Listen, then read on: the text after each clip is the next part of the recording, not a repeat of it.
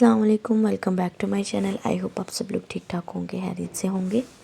तो आज हम जा रहे थे सियालकोट मंडेर शरीफ दरबार पे। तो मैंने सोचा क्यों ना आप लोगों के साथ व्लॉग भी शेयर किया जाए। तो यहाँ से होता है हमारे सफ़र का आगाज़। चलें जी, अब मैं आपको थोड़ा मंडेर शरीफ के बारे में बता देती हूँ। ये महबूबजाद सैयद अहमद हुसैन शाह साहब की जो है ना ये दरबार है। इसके साथ साथ उनके बेटे सैयद अफज़ाल अहमद हुसैन की भी कब्र इसी दरबार के अंदर मौजूद है।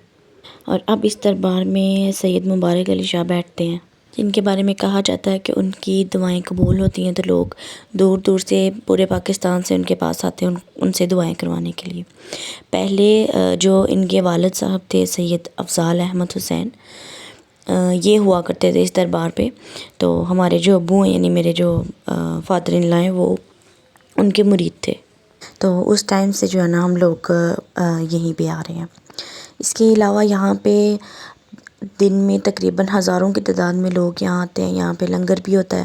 खैर हम तो शाम टाइम गए थे। अगर आप लोग नई रश में नहीं जाना चाहते तो आप लोग जो है ना ये ऐसा टाइम तक बैठते हैं, तो आप लोग जो है ना शाम टाइम आएँ।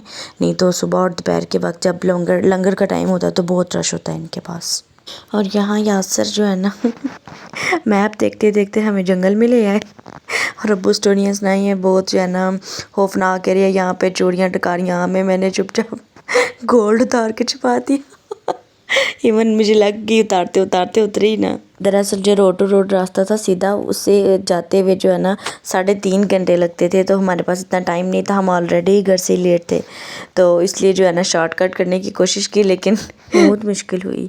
तो वही बीच में से रास्ता भी ख़राब था। फिर जो है ना तंग तंग गलियाँ, जंगल, और इतना करते कराते ना हमें 3.5 घंटे लग ही गए थे। इससे बेहतर है कि आप लोग जो है ना सीधे रास्ते से ही आएँ हमेशा। एनीवे हम दरबार में पहुंच के थे। तो फिर जो है ना सबसे पहले लोग यहाँ पे आके फातिहा करते हैं सारी कब्रों पे। उसके बाद जाके सैयद मुबारक अली शाह से मिलते हैं और फिर उनसे दुआ करवाते हैं। आप लोग अंदर से खूबसूरती चेक करें दरबार की, माशाल्लाह। अच्छा जी, ये जो सामने वाली ये वाली है, ये या महबूबजाद, ये इनके दादा की है ना कब्र थी। और ये जो फ्रंट में 2 थी, ये इनके एक चाचा की और एक वालिद अफज़ाल अहमद हुसैन रज़ी अल्लाह तआला अन्हु की थी।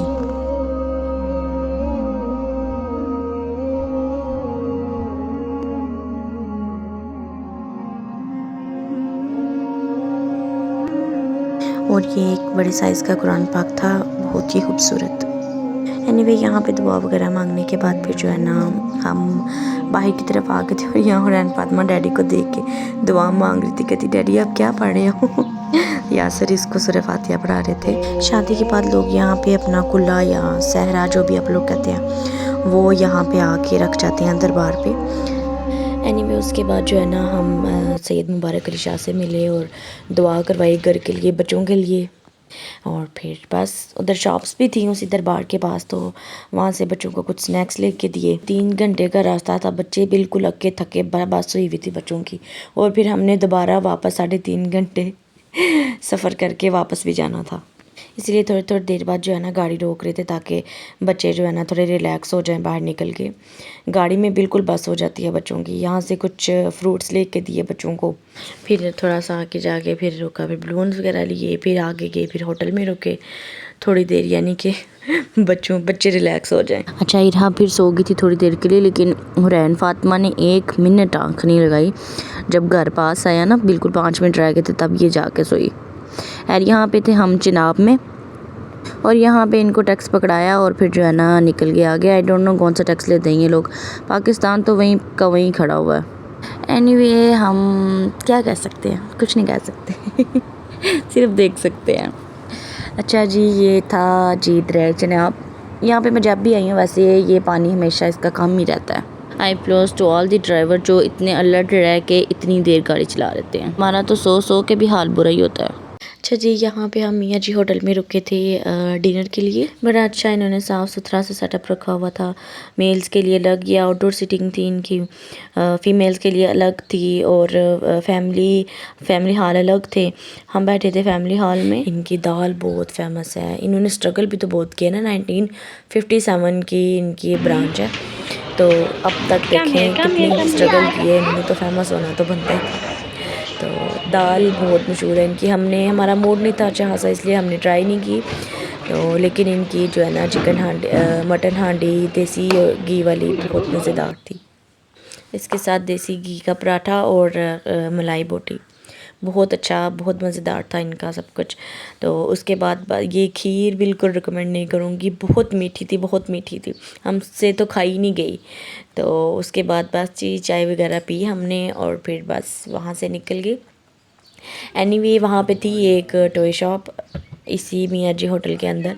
तो ओवर एक्सपेंसिव चीज़ें इन्होंने लगाई हुई थी, यानी कि बिल्कुल क्वालिटी चीज़ों की बिल्कुल, मैं कहती हूँ 100-200 वाली भी नहीं थी, लेकिन इनकी चीज़ें 2-2 3-3 हज़ार की थी।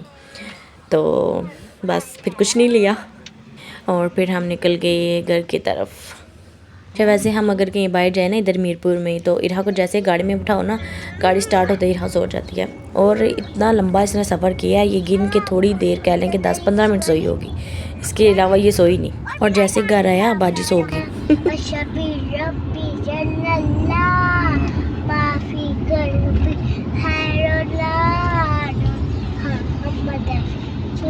और यहाँ पे हम फाइनली जो है ना पहुँच गए थे मीरपुर में, the land of peace and prosperity, बेशक।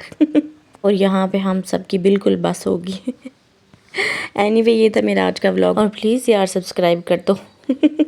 चलें जी, अल्लाह हाफिज़।